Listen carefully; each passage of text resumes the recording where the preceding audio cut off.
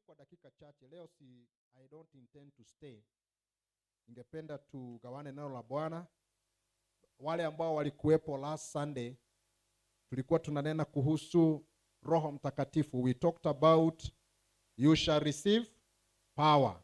You shall receive power, and the subtopic ilikuwa the Holy Spirit and you, Roho Mtakatifu na wewe. So this is the second part ambayo tunaenda kumalizia ya kazi ambayo Roho Mtakatifu anafanyia kanisa. The work that the Holy Spirit does to the church today. Na ningependa tuende katika kitabu cha Acts, where we read last time the book of Acts, but this time round nataka tuende to the book of Acts chapter 19. Amen. Chapter 19 and from verse 1. Nataka nisome maandiko mahali pale.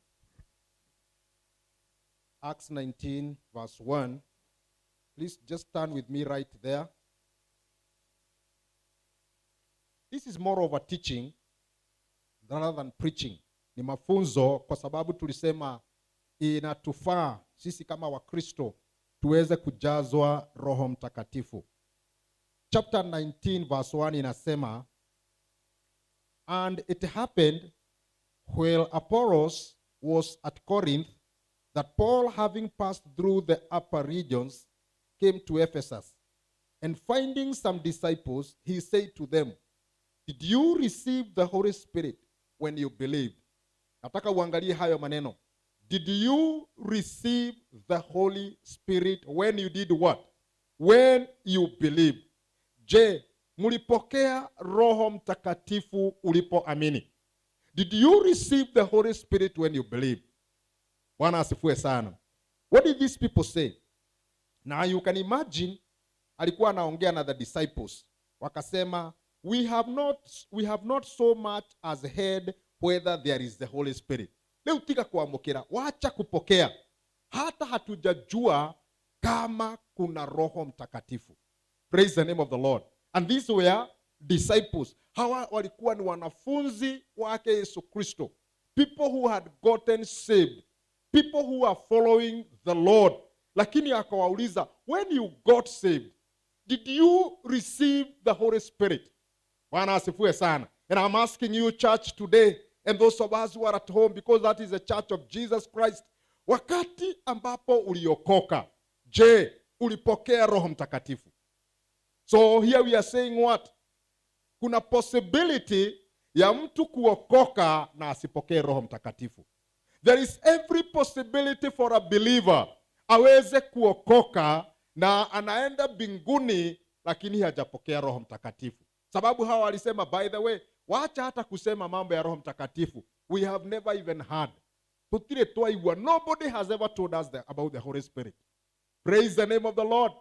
Maybe look at your neighbor, muulize, ulipookoka ulipokea Roho Mtakatifu? Could you ask that neighbor? Na akuangalie kwa macho, bora tu usimguze. Muangalie tu, muulize, friend, ulipookoka ulipokea Roho Mtakatifu? Bwana asifiwe sana. And last Sunday tulisema ya kwamba some people wanakimbilia sana kubatizwa maji mengi kulipo kupokea Roho Mtakatifu.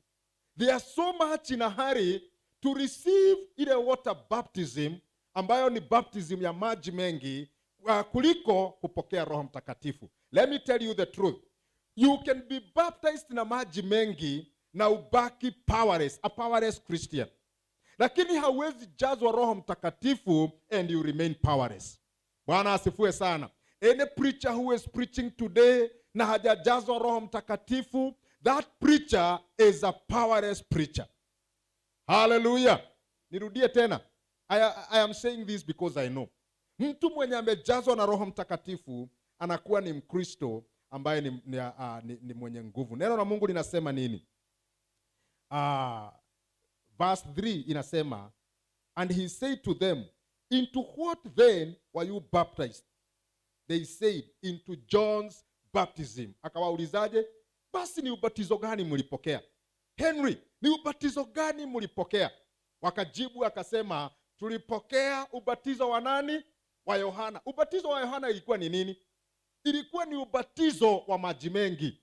The Pentecostalism, the full gospel. Hallelujah. The Jesus celebration way of what? Of baptism, ambayo ni ubatizo wa maji and they were so proud of that.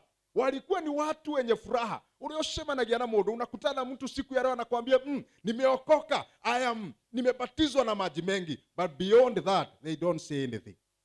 I challenge you today as the Church of Jesus Christ, do not just become a Christian mwenye hajazazwa na Roho Mtakatifu. Let me tell you the truth. Some language will change when you are baptized with the Holy Spirit. I want to tell you the truth. Even prayer yako itabadilika wakati ukijazwa Roho Mtakatifu. Praise the name of the Lord. And I said this without any fear of contradiction. Mimi nimeokoka, nimejazwa Roho Mtakatifu. I am a tongue-speaking Christian. And I am happy about that. Bwana wetu asifiwe sana. Kwa hivyo ni vizuri wapendwa kujazwa Roho Mtakatifu. Yesu Kristo kama vile my brother said here, my pastor said here, akasema, Yesu akasema, ama Jesus said to Peter, I will build my church upon this rock, and the gate of hell shall never prevail against it. Kanisa ambalo limejazwa Roho Mtakatifu, the gate of hell will never prevail against it. Amen. Bwana asifiwe sana. Hallelujah. Lift one of your hand. Ibua mkono wako namna hii. We pray for the old time revival. We pray for the old time revival. God, take us to the old days when Christians were filled with the Holy Spirit. Hallelujah. And they could speak in tongues. Bwana asifiwe sana. Waliongea kwa ndimi. Ilikuwa inaonekana kama ni foolishness. But the Bible says what? Yale ambayo yanaonekana ni ujinga kwa ulimwengu, it is the power of salvation for the believers. Bwana atukuzwe sana. Kuna wakati ambapo mimi niliokoka, when those days, not many years ago. Niliokoka na ukiingia kanisa, hakuna watu walikuwa naambiwa waongee in tongues. Unaanza kusikia pande hii, rama, speaking in tongues. Praise the name of the Lord. Prophecy inatokea mahali pale. The word of knowledge inatokea mahali pale. Je, Roho Mtakatifu alienda wapi wapendwa? Hallelujah. I want to say today, hajachukuliwa kutoka ulimwengu. The Holy Spirit is still filling men and women of the Lord. Bado anajaza watu. Anajaza watu Korea, anajaza watu Uganda, anajaza watu Nairobi, anajaza watu Kitale, anajaza watu Thika, hata Jesus Celebration Fellowship. The Holy Spirit is still filling his people.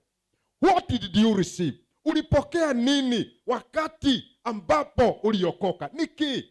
Bwana asifiwe sana. What is it did you receive?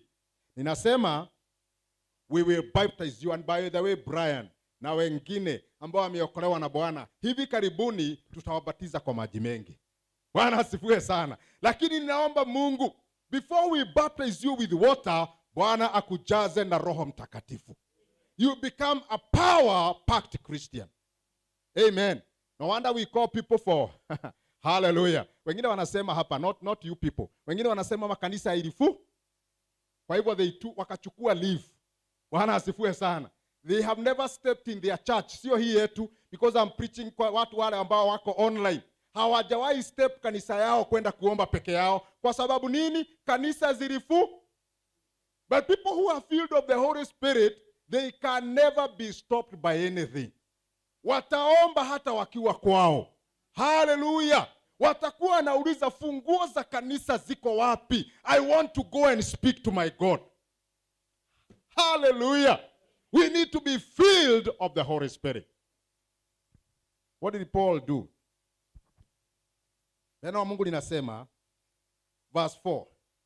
Then Paul said, John indeed baptized you with baptism of repentance, saying to the people that they should believe on him who came after him, that is, on Jesus Christ. When they heard this, they were baptized into the name of the Lord Jesus. Verse 6. And when Paul had laid hands on them, the Holy Spirit came on them, and they spoke with tongues and prophesied. Can we say glory be to God? Hallelujah. Akawaambia, akawawekelea mikono, wakapokea Roho Mtakatifu, wakaongea na ndimi, na wakafanya nini? Wakapiga unabii. Hallelujah. I can see there, glory be to God, our brother Baba Njiro ananena pande hii kwa ndimi, na I can see our sister Damaris mahali pale akiongea in tongues. Praise be to God. When their hands walipowekelewa mikono. Amen. I pray that the Holy Spirit comes upon you, every one of us. Roho Mtakatifu atujie kwa njia ambayo ni ya ajabu. Mimi nimechoka na kanisa, and I don't talk about JCF, naongea kanisa la Kristo, kanisa ambalo halina nguvu. Kanisa ambalo they cannot chase demons. Praise the name of the Lord. Kanisa ambalo they cannot pray in 1 hour. That is not a good church. Tunataka turudishwe katika those old days. Praise the name of the Lord. When we can pray in power. Are we ready for the Holy Spirit? Praise the name of the Lord. Now let me wacha nikusomee scripture ingine. And I said I'm not going to take long, sababu leo tumechelewa kidogo. Acts chapter 8 wapenda tukimbie mahali pale. Acts chapter 8 and verse 9. Acts chapter 8. You know, when you see the Holy Spirit, jambo la Roho Mtakatifu lapendeza. It is something that is ambayo inapendeza. Have you ever been to a church where people are singing by the power of the Holy Spirit? Have you ever been to a church mahali ambapo the preaching is under the influence of the Holy Spirit? Have you ever been to a church whereby believers come in the name of the Lord? That is a lovely thing. Amen. That's a lovely thing. Acts chapter 8 and verse 9 inasema hivi. Maybe let me begin from verse 5. Inasema, then Philip went down to the city of Samaria and preached Christ to them. And the multitudes with accord heard the things spoken by Philip, hearing and seeing miracles which he did. For unclean spirits crying out with a loud voice came out of many who were possessed. And many who were paralyzed and lame were healed. And there was a great joy in the city. Can you mark that word? There was great joy in the city. Wakati ambapo Roho Mtakatifu anafanya kazi miongoni mwa watu, there is great joy. Kunakuwa na furaha. When you go to classic, tumejazwa na Roho Mtakatifu. Alafu Roho anafanya kazi, mapepo yanatoka. Watu walio wagonjwa wanapokea uponyaji. There is great joy in that city. Bwana wetu asifiwe sana. Verse 9 inasema hii, na hapo ndiyo nataka muone. But there was a certain man called Simon, isn't it? Who practiced sorcery in the city, astonished the people and astonished the people of Samaria, claiming that he was someone great. So unasikia huyo? To whom they all gave heed from least to the greatest, saying, this man is the great power of God. Verse 11 inasema, and they heeded him because he had astonished them with sorceries for a long time. But when they believed Philip, as he preached the things concerning the kingdom of God, in the name of Jesus Christ, both men and women were baptized. Verse 13. Then Simon also believed, and when he was baptized, he continued with Philip, and he was amazed seeing the miracles, signs which were done. Now when the apostles who were at Jerusalem heard that Samaria had received the word of God, they sent Peter and John to them. When they heard they had come down, prayed for them that they might receive the Holy Spirit. For as yet he had fallen upon none of them. They had only been baptized in the name of the Lord. Praise the name of the Lord. Verse 18 inasema 18 ndio tusipoteze muda sana. And when Simon saw that through the laying of the apostles' hands the Holy Spirit was given, he offered them money. Bwana asifiwe sana. Saying, give me this power also, that anyone on whom I lay my hands receives the Holy Spirit. Praise the name of the Lord. Sijui kama umeelewa hiyo. Bwana asifiwe. Nimesoma hili neno nikuonyeshe, niseme kwa upole, you cannot buy the Holy Spirit using money. Bwana asifiwe sana. Hawezi nunua Roho Mtakatifu kutumia pesa. The Holy Spirit cannot even be bought with education. The Holy Spirit cannot be bought with influence. The Holy Spirit is given by God. Bwana asifiwe sana. Huyu mjamaa anaitwa Simon the sorcerer, aliona vile ambavyo watu walikuwa wanawekelewa mikono wanapona. Akaendea wanafunzi, the disciples, akamwambia, please, I have some little cash hapa. Tafadhali nina pesa kidogo, tukupatie hii pesa ili ya kwamba na mimi mnipe ile nguvu. Nikiwekelea mtu mikono anapokea na anapona. Bwana asifiwe sana. And you can read, I don't want to read what he was told. You can read when you get home. Aliambiwa, wewe na pesa zako potelea mbali. Praise the name of the Lord. Because the Holy Spirit cannot be bought through money. Hallelujah. Tulisema ya kwamba the Holy Spirit is a gift. Roho Mtakatifu ni kipawa. Na kipawa haufanyii kazi. You just receive. The word wa guy. Kipawa, if today nikitaka kukupea kipawa, you don't have to work. Amen. All you need to do is to receive. So the problem, sio kwamba Mungu hajaachilia Roho Mtakatifu. Shida ni nani hajapokea? Ni mimi. I have not received that power. Kwa nini sijapokea? Why don't we receive the Holy Spirit? Although sikutaka kusema hiyo leo. Ni kwa sababu one, people are living in sin. Now the Bible says the Holy Spirit, your body is the temple of the Holy Spirit. And the Holy Spirit cannot live in an unclean vessel. Hawezi ishi mahali pachafu. You cannot have double standard, my friend. And I'm not talking about you. Ya kwamba unaishi wakati mwingine wewe ni Mkristo, wakati mwingine wewe sio Mkristo. Kama unataka in the indwelling of the Holy Spirit, walk in righteousness. And the Holy Spirit will walk with you. Bwana wetu asifiwe sana. Hallelujah. Now let me give you some points here ambazo tulisema vile ambavyo how the Holy Spirit works in the life of the church. I gave you a couple of them. Leo nitakupa zingine kama 2 ama 3, then I close ili kwamba tuweze kuelewa. Sitarudia zile zingine. Jambo ambalo Roho Mtakatifu hufanya maishani mwa Mkristo is that the Holy Spirit is a counselor, a helper who teaches and reminds us. Roho Mtakatifu ni nani? Ni mshauri. A counselor ni mshauri. Amen. Mshauri. Roho Mtakatifu ni mshauri. He is a counselor. Number 2, he is a teacher. Roho Mtakatifu ni mwalimu. Bwana asifiwe sana. Sisi wengine wetu wakati ambapo tulikuwa hatujaokoka ili mwadhireko. Bwana asifiwe sana.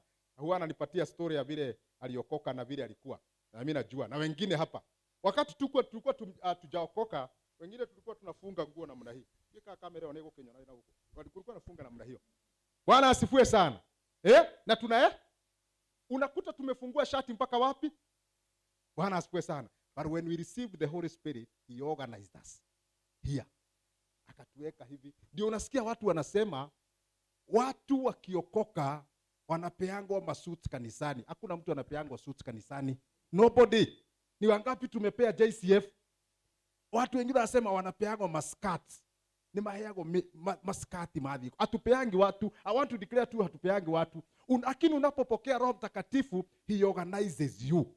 Unapiga kaskati vizuri. Hallelujah. Unachukua kasuti kama hii yangu. Inakuwa nzuri. When you walk there, because the Holy Spirit is a teacher. He teaches from the head to the toe. He teaches your heart. Hallelujah. Anakufunza hata the way you talk. By the way, Holy Spirit anafunza watu wengi. Mambo mengi. Ona gutanuka. Akiruta gado ule mago gutanuka. Yani anafunza watu hata bila wanatakiwa kuchiu. Wengine kama hawajaokoka Roho anakuambia hapana, ukiwa mbele ya watu chiu pole pole. That is the way he organizes us. Oh, glory be to God. May the Holy Spirit teach you. May the Holy Spirit teach you. Roho Mtakatifu anafunza watu even on how to respond to your husband. Bwana asifiwe sana. Uli mushokagelia. Praise the name of the Lord. Mtu kama hajajazwa Roho Mtakatifu, they are very much disorganized. Lakini yeye ni mwalimu. Mwalimu wa ajabu. Si tuliimba namna hiyo. Yeye ni mwalimu wa ajabu. Yeye ni counselor, mshauri. When I don't know what to do, sometimes I am stressed. Nina shida. I don't know what to do. Ninauliza Roho Mtakatifu. He counsels me. Ninajua njia ya kuelekea. John 14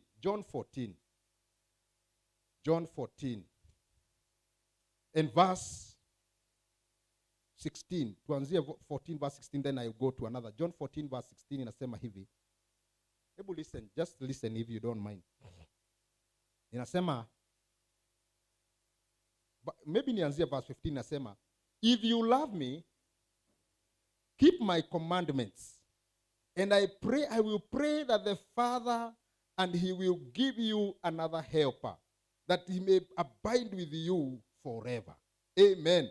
The Spirit of truth, whom the world cannot receive, because it neither sees him nor knows him. But you know him, for he dwells in you, and you will be in him. Bwana wetu asifiwe sana. Yesu alikuwa anaongea mambo haya. Akawaambia, nikienda, first of all alikuwa anawaambia, nikienda sitawaacha kama mayatima. Isn't it? Nitaambia Baba aachilie Roho Mtakatifu ambaye atakuwa mwalimu wenu, ambaye atakuwa mshauri wenu. Hapa akawaambia, and I will pray that the Father, he will give you another helper. So the Holy Spirit is a helper. Roho Mtakatifu ni msaidizi. Praise the name of the Lord. Ni msaidizi ambaye pia ni msaada wetu. Verse 26 inasema hivi, just a flip over. Verse 26 inasema, ukibadilisha tu kidogo hapo inasema, but the helper, the Holy Spirit, whom the Father will send in my name, will teach you all things. Will do what? Siturudie pamoja kwa hiyo kizungu. Will teach you all things. Hallelujah. Ni nini ambacho haujui? Bwana asifiwe sana. There is a friend of mine ambaye alisema ya kwamba kuna wakati alienda kwa one conference, a certain mama. Alienda kwa conference moja na alikuwa anatamani sana kuongea kizungu. Ni mama tu mzee. Alikuwa anatamani sana kuongea kizungu. Akaambia Mungu, juu hiyo conference wanaenda kuongea kwa kizungu, nataka unijaze roho na unipe uwezo wa kuongea in English. Bwana asifiwe sana. And when they were praying, walipokuwa naombewa, akaanza kusikia naongea lugha tofauti. Praise the name of the Lord. Na anasema from that day akaanza kujua kizungu. Anaongea. So, how are you? Bwana asifiwe sana. Na wewe ulisoma lini? Wewe tunajua haukusoma. Let me tell you the truth. You don't necessarily need to do some things. Roho Mtakatifu akikujaza, you can do things that are extraordinary. John na mtu ambaye anaitwa Peter, vitu vile walifanya, watu walianza kuulizana. Si mnajua hivyo? Na hawa juu hawakuenda shule, hii maneno walijulia wapi? The secret was they were connected with the Holy Spirit. Walikuwa wameunganishwa na Roho Mtakatifu. Mpendwa, I am praying for you today that this helper utaunganishwa na yeye. Akasema, you will teach you all things. When this counselor comes, he will be able to teach you all things. So the Holy Spirit is a counselor, he is a teacher, he is a helper, he walks with us.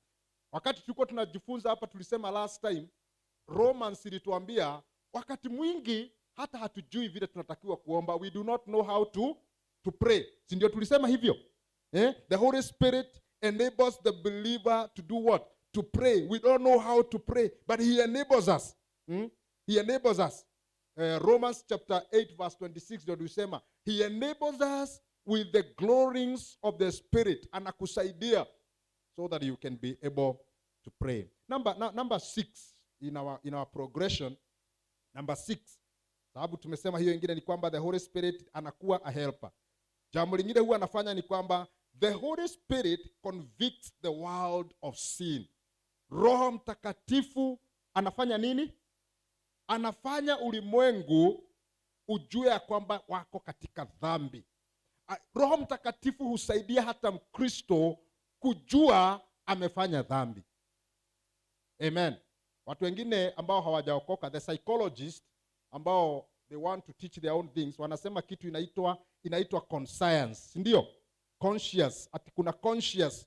Kuna kitu ambayo inaitwa conscience. Wakati unaenda kufanya dhambi, si unasikianga kuna kitu inakuambianga usifanye? Nani asikiangi kitu? Si unasikianga kitu? Hiyo sio kitu, huyo ni Roho Mtakatifu. Anakuambia wacha. Usichukue hiyo pesa ya mzee kama hajakupatia, wacha. Si ndio? Si saa nyingine anakuambia namna hiyo. akiweka hapa na hakuwa amejua ameweka hapa, na unataka kuchukua, si tukubaliane hapa, ninakuanga hivyo saa zingine. Ameweka hapa na hajajua, si hajajua. Ama ulikuwa unaosha mfuto na ukaona iko hapo 200 na wewe unahitaji 200. Sasa unaulizana pesa yake na yangu, kwani kuna tofauti? Si yangu? Sio? Ni vizuri isn't it? Lakini Roho Mtakatifu anakuambia wacha. Sema sikia kitu ndani. Na mzee akija ajue, akuulize kwa nini ulichukua, unasema nani mmanehe kidogo iko katikoe. Huyo ni Roho Mtakatifu. Huyo ni Roho. Lakini wengi wamekaidi Roho Mtakatifu. When the Spirit of God speaks to you, you refuse. Unakataa.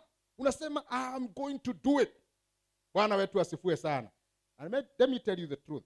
Consequences ambazo huwa zinapatikana wakati tumekaidi Roho Mtakatifu, they are very dangerous. Bwana asifiwe sana. Because the Holy Spirit convicts you of sin. Sasa akikuconvict of sin kama believer, unatakiwa kufanya nini? Wakati amekwambia umefanya dhambi. What do? You do what? You repent. Bwana asifiwe sana. Akikwambia nobody here, hakuna yoyote hapa anaweza simama hapa aseme I am righteous. Ni nani? Si hata mimi. I am not righteous. The Bible says we have all sinned and fallen short of the glory of God. Tumefanya dhambi na kupungukiwa na utukufu wa Mungu. The bishop, the pastor, the reverend, every person, we have done that. Amen. But what do? The Holy Spirit guides us. Tunaenda mbele za Mungu, tunamwambia nanyenyekea. For the sins I know, the sins I do not know. Bwana atukuzwe sana. You know, some people even would go to a length ambayo huwa sipendi kwenda sana. Kuna mwingine alikuwa ananiambia mimi huwa hata na repent kwa sababu nilipokuwa naendesha gari nilikanyanga dhigiriri na ikakufa. Na hiyo ni kiumbe ya Mungu. You know, they would go to any length. Whatever length you go to. Lakini kuna dhambi ambazo unafanya, zingine unajua, zingine haujui. Kwa hivyo tunapoenda kwake Mungu, we go to God. Let me tell you the truth. Ukienda mbele zake Mungu kwa kujipiga kifua kusema I am here. I fast 3 days per week. I am here. I read my Bible before anybody else read the Bible because I read the Bible at 2 a.m. in the morning. I am here. Let me tell you the truth. The Lord will tell you, even when you are a child, you committed sins. Bwana asifiwe sana. Even now, even when you do not know, you still commit sins. Bwana asifiwe sana. Lakini tukienda mbele zake Bwana, tunamwambia kwa sababu ya Roho Mtakatifu, have mercy on me. Na kuna kitu niliwaambia the other time, and I hope you still remember. There are 2 ways, kuna njia mbili ambazo unaweza approach Mungu. Njia moja tunasema, you can approach him through his seat of judgment. Kiti chake cha hukumu. Umwambie, I am here, I know you are judge. I want you to do your will according to vile ambavyo unaniona. Akikupima hivi, anaona wewe unatakiwa kutupwa. Isn't it? But you can also approach God kupitia the seat of mercy. Kiti ambacho ni cha rehema. Namwambia God, I know I am not worth. Lakini kupitia rehema zako ambazo unasema in Lamentation 3 verse 23 that your mercies are renewed every morning. Renew your mercies through the Holy Spirit. God will renew his mercies. You will not die. Bwana asifiwe sana. You will not die. So the Holy Spirit convicts the church of sin and also the world. Ulimwengu, ukienda kuhubiria mtu, Roho Mtakatifu ndiye anamconvict. Anamwambia wewe ni mwenye dhambi. Na usipotubu utakufa. You will die. But for the Bible says, every soul that sins must surely die. Kila roho ambayo inafanya dhambi will die. Na niko hapa nikwambia asubuhi ya leo, katika jina la Yesu, roho yote ambayo inafanya dhambi na haiwezi kutubu itakufa. Amen. Did I just say that? Yes, I said it. Bwana asifiwe sana. Hata kama hiyo roho inaenda kanisani, but later on they commit sin, you will die. Even if you sing in the choir. Bwana asifiwe sana. And you commit sin, and you don't go to God in repentance, you will die. And the bad thing is, hata kama hautakufa physical death, you will die spiritual death. But finally, you will die kitu inaitwa eternal death, ambayo tunaita eternal damnation. Is that good news? Don't we repent before God and tell the Lord, Lord, I need you to help me. Number 7. No. Let me read John 16 verse 7. John 16 verse 7. Allow me to read John 16 verse 7. Today I was stuck in the same mambo mengi. I'm not staying from my head, lakini from the scriptures, isn't it? 16 verse 7 inasema,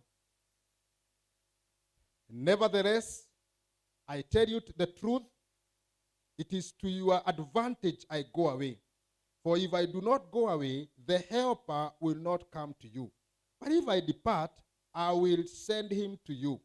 And when he comes, he will convict the world of sin and of righteousness and of judgment. Of sin, because they do not believe in him.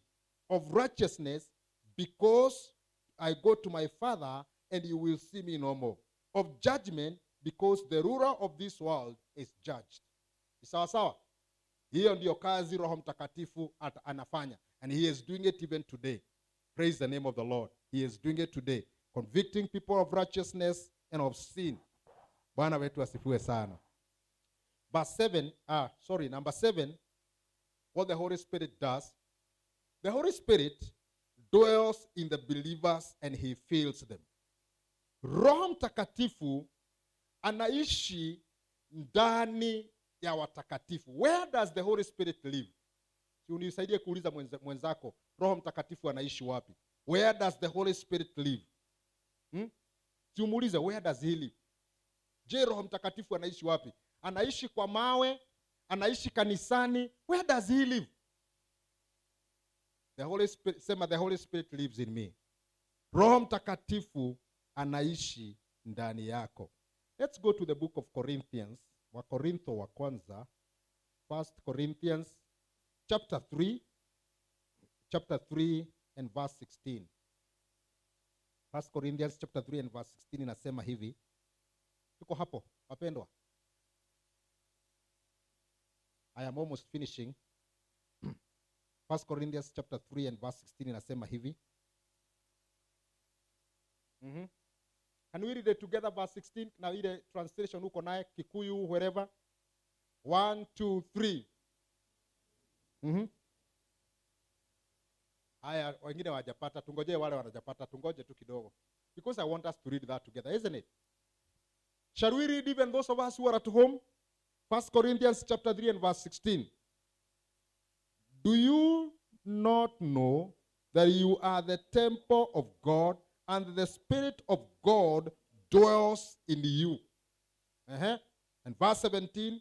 If anyone defiles the temple of God, God will destroy him. For the temple of God is holy, which temple you are. Who are we talking about? Tunaongea kuhusu nani?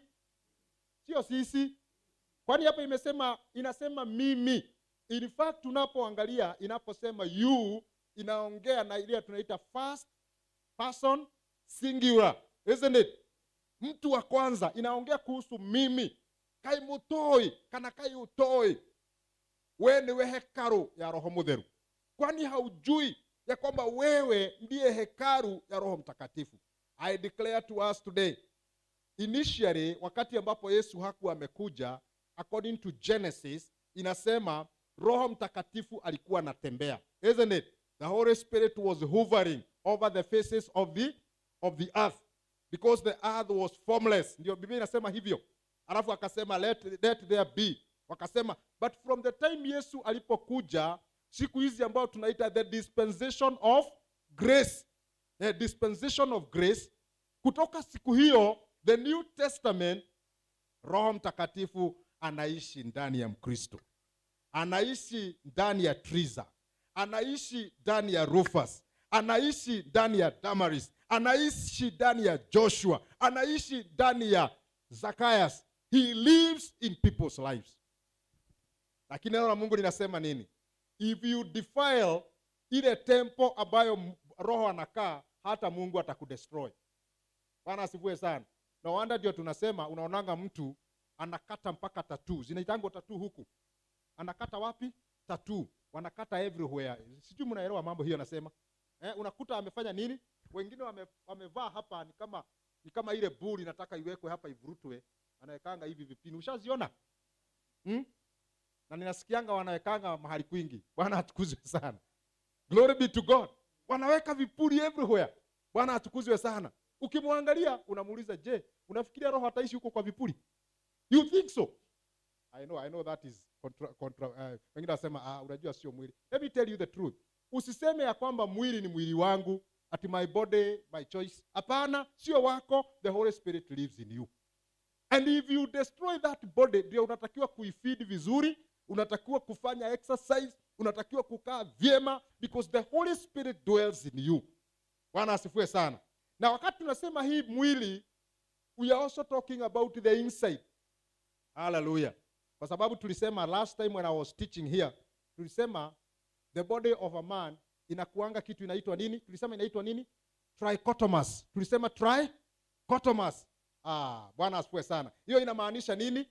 Body, soul and spirit. Body, soul and spirit. Mwili ndio huwa inabeba spirit na ndio inabeba roho. Tuko pamoja? When you die, ndio tunasema let his spirit go back to wherever mahali ito, ama tunasema let him rest in peace. Niko tukauga na niko tugaga. Bwana asifiwe sana. Nikiitwa siku hiyo ndio huwa nasema praise the name of, na wengine ndio pia huwa nasema, wanasema telini oshoka ke na muhu oshoka ke. Hiyo tunasema irudi. Mwili hatuna nayo shida sasa, lakini ile kitu ilikuwa imebeba ambaye ni spirit and soul inarudi kwa mwenyewe. Hallelujah. If you destroy it, the owner mwenye aliweka roho ndani yako na akaweka spirit ndani yako will destroy you. So walk right. Amen.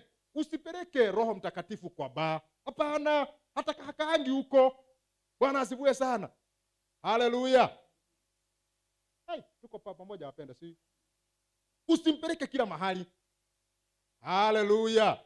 Usifanye vitu zote. You are carrying something precious. Wanaona nyakati zingine women who are expectant. Si mnajua? Hata walking style inabadili. True or false? Hata feeding style inafanya nini? Taliaga ido ciothe. Anasema leo nasikia mchele ile imewekwa tunyanya. Kesho anasema leteni maini ile imekarangwa na isiwekwe maji mingi. They are so wanachagua, isn't it? Kwa sababu nini? Amebeba kitu. Hallelujah. Amebeba Wewe kama umebeba Roho Mtakatifu, don't just eat anything. Don't just go anywhere. Hata kutembea, tembea katika njia inafaa. Amen. Kuna mahali tunaweza kukupata tuulize, unoa kuite roho.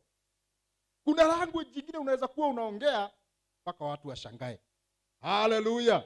The Holy Spirit dwells in you. Don't you know that you are the temple of the Holy Spirit? Je, haujui? I am the temple of the Holy Spirit. Roho haishi. By the way, the Holy Spirit haishi katika nyumba hii. Wakati kanisa liziambio zilifungwa ama wakati buildings zilifungwa, unafikiria roho alibaki hapa? Mreshi alaikara huko. Ati ndio wangoje siku ile itatangazwa arudi ndio mumpate hapa. Alitembea na sisi. Alikuwa kwangu nyumbani, alikuwa kwako. Aliponya huko njiani na kwingineko. The only problem is, did you carry him in the way he's supposed to be carried? Bwana wetu atusaidie sana. Bwana atusaidie sana. May we carry the Holy Spirit and allow him to operate in our lives. Hallelujah. I remember nilikuwa nasoma kitabu ya mtu mmoja anaitwa Chuck Swindoll. Alikuwa anasema ya kwamba alikuwa anaamuka in the morning anasema, good morning Holy Spirit. Si ushasikia hiyo? Good morning Holy Spirit. Anasema good morning Holy Spirit. Anamwambia niko hapa. Unataka tufanye kazi gani leo? Bwana asifiwe sana. How many times do you ask the Holy Spirit, unataka mfanye kazi gani? Wewe ukorago ufagete, ufago wako. Leo naenda Kware, leo naenda Kisii, leo naenda fulani. Hata wengine sio nyinyi, nasema wengine. They don't even pray. Sio nyinyi, mimi najua nyinyi huwa naomba. Wengine they don't pray. Akiamuka, akipatiwa chai, ameshapanga.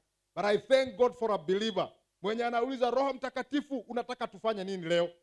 Where do you want me to go? Nitaongea na nani? Ama nikiongea, are you going to lead me? Oh, glory be to God. The last point, Pastor, so that I close. Lakini mlikula dakika zangu kidogo. Kwa hivyo kidogo, isn't it? What does the Holy Spirit again do? The Holy Spirit is a source of revelation. Haha, nataka uandike hivyo. The Holy Spirit is a source of revelation, of wisdom, and of power. The Holy Spirit is a source of revelation, nitaeleza kidogo, of wisdom, and of power. Roho Mtakatifu ndiye chanzo cha ufunuo, that is revelation, si ndio? Roho Mtakatifu ndiye chanzo cha hekima, that is wisdom. Sawa sawa? Na Roho Mtakatifu ndiye chanzo cha nguvu. Hallelujah. Do you want to have revelation? Walk by the Holy Spirit. He is the source. Ya ufunuo. Ufunuo ambao unataka maishani mwako. A revelation. Mimi nimekutana na watu ambao ananiambia kitu, namwambia, "Hii na sijawahi jua hiyo. Sijawahi jua hiyo kitu. Sijawahi elewa." Ananiambia, ama scripture unasoma scripture hapa pana. Nasikianga wale ambao wanasema heno guoliomwe. Kuna ufunuo ambao ni mpya. This is the working of the Holy Spirit. Roho Mtakatifu ndiye pia anapatia na watu wisdom. Anakupatia wisdom. Have you ever seen people who are full of wisdom?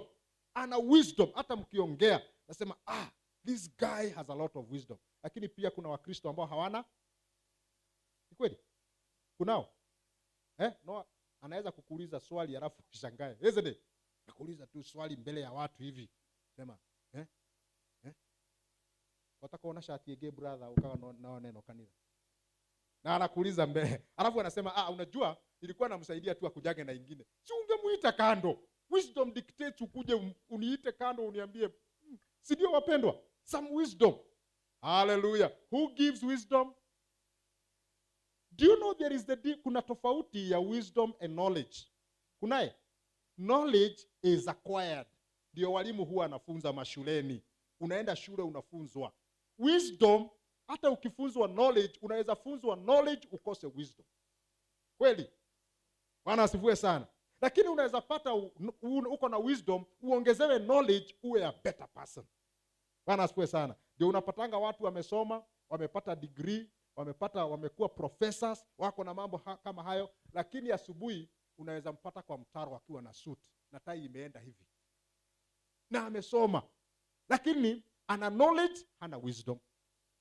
May God give you wisdom, may you acquire knowledge. Bwana asifiwe sana. Ukiwa na hizo, then you become a good person. Hallelujah. Hiyo ndio Solomon aliomba. Wakati Solomon aliulizwa what he desires, what did he say? Aliambia uliza chochote utakacho. Akasema, I need what? Wisdom ya kuingia kwa watu hawa na kutoka kwao. Na Mungu akamwambia, kwa sababu umeuliza wisdom, nitakupa wisdom na nikupatie mali. He became a rich person. Praise the name of the Lord. Akawa mtu tajiri. Oh, God give us wisdom. God give the people of Kenya wisdom. God give the church of Jesus Christ wisdom. Even in the days that we are living in. And power.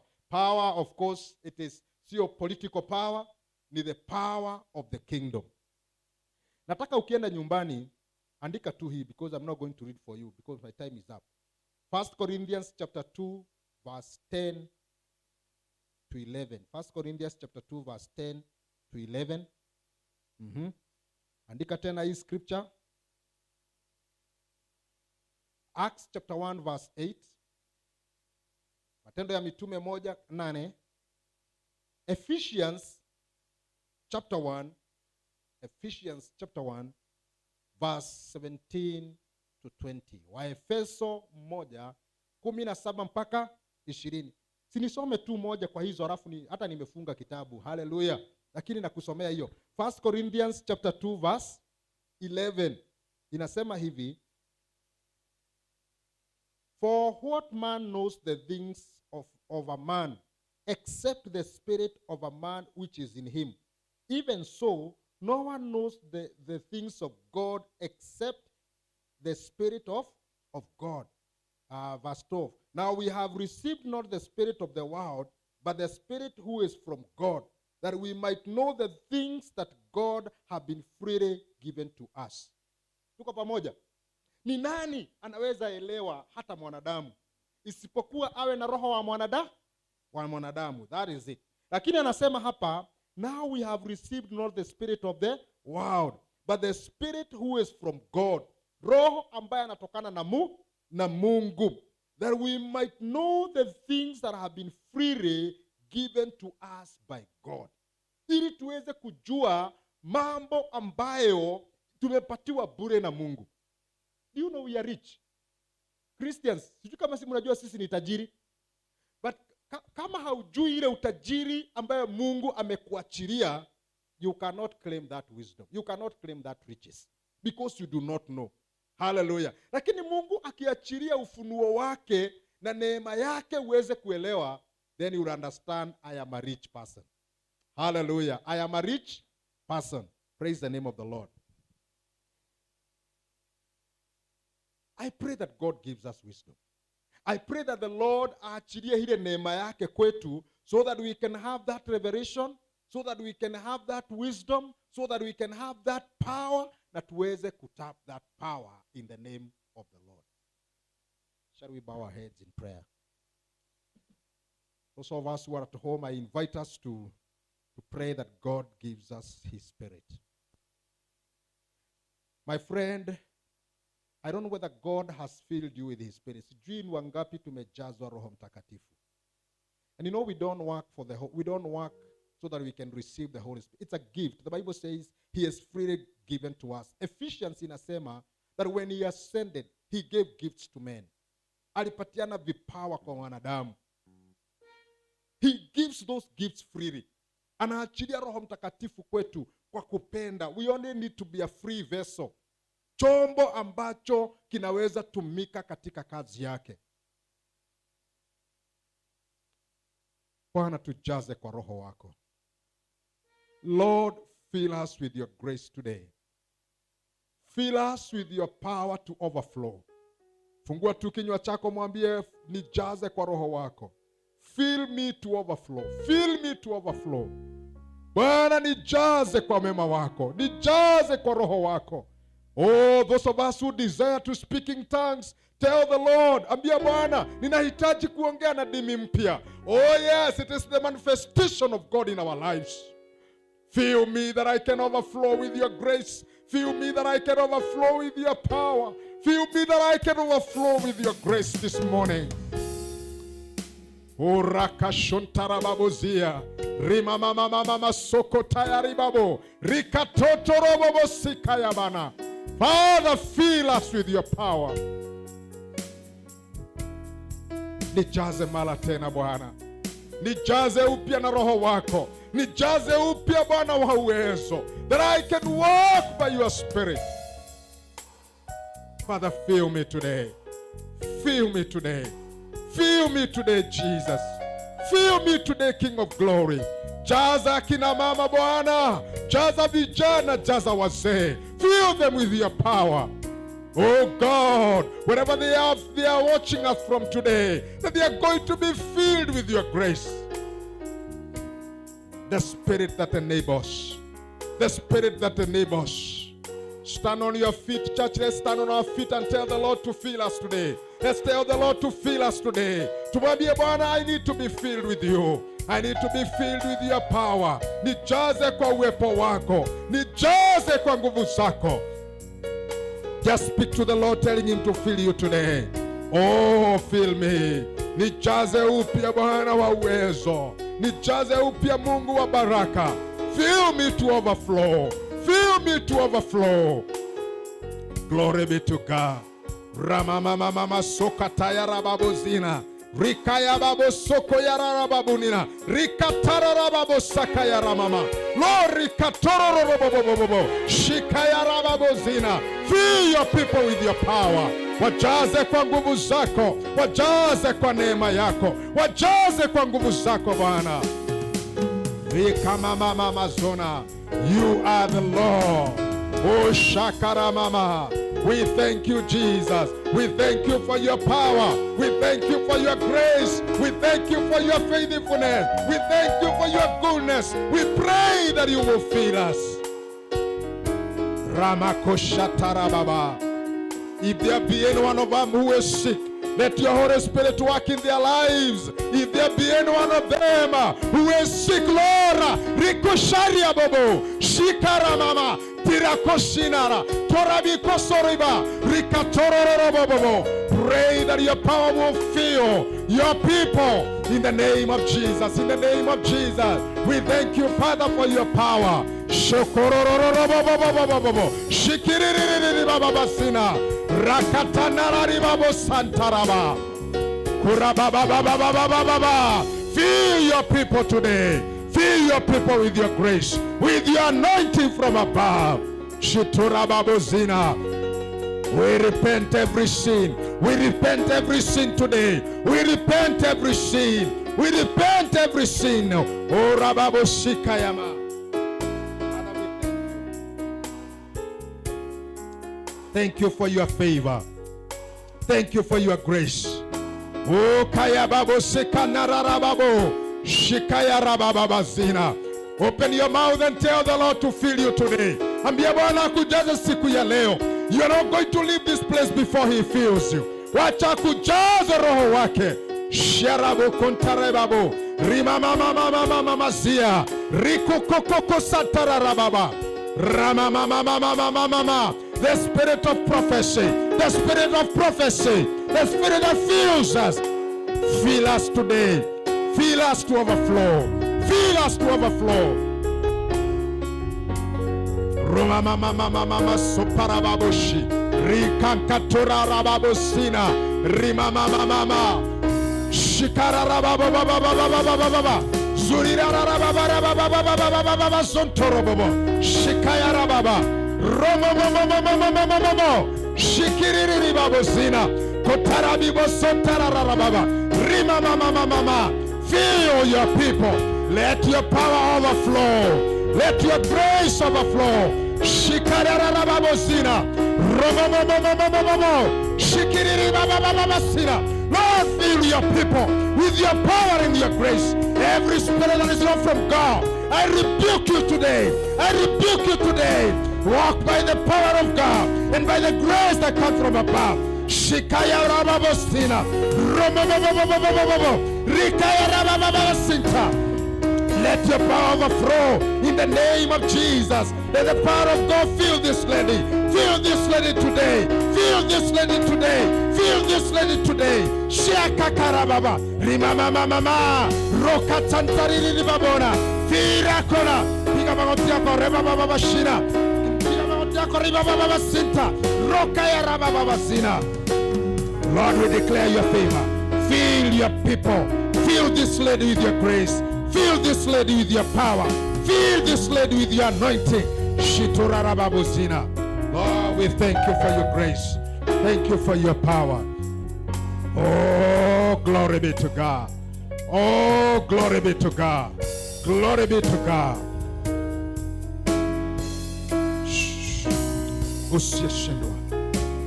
Oh, may you fill your people. May you fill your people today. May you fill your people today with your power and with your anointing, with the favor that comes from above, in the name of Jesus. Urakaya shintarabi, rima mama zinaraba. Anybody who is sick, they are receiving their healing. Anybody who is sick, they are receiving their healing. Receiving their healing in the name of Jesus. In the name of Jesus. Uruma mama sokaraba. Inua tu mikono yako. Inua tu mikono yako mahali ulipo.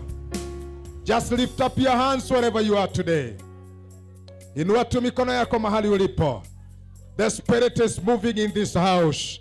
The Spirit of God is taking control. The Spirit of God is taking control. No stone is going to be left unturned. No stone is going to be left unturned. He is taking control. Anachukua usukani. Roho Mtakatifu anachukua usukani. Oh, harabokaya, rikatorobo, shirakinta, rimamakotia, riakotorabobosina, riakokorabi, shintarabia, rimamamamasina, riakakarababosi, rimamamakota. Glory be to God. Glory be to Jesus. Father ribabo sintarabi,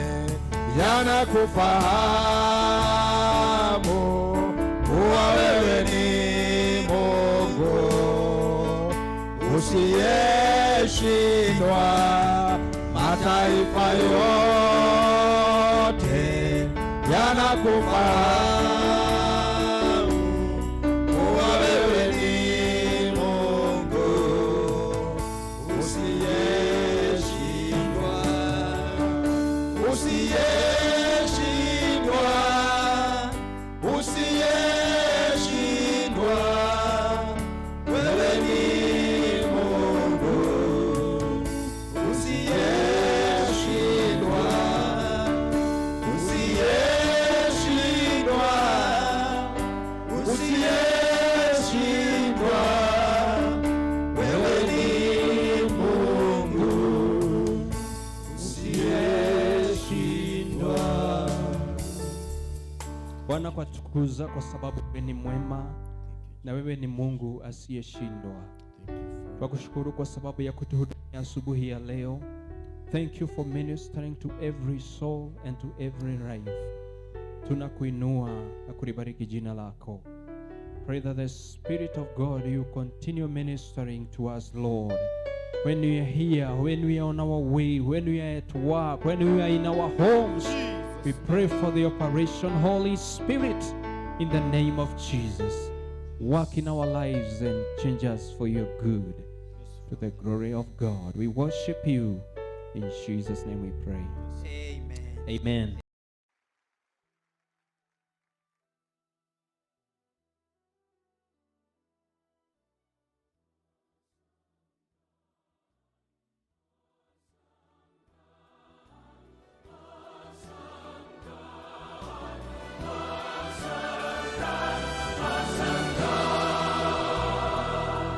When the sky was starless in the void of the night, our God is an awesome God. He spoke into the darkness and created the light. Our God is an awesome God.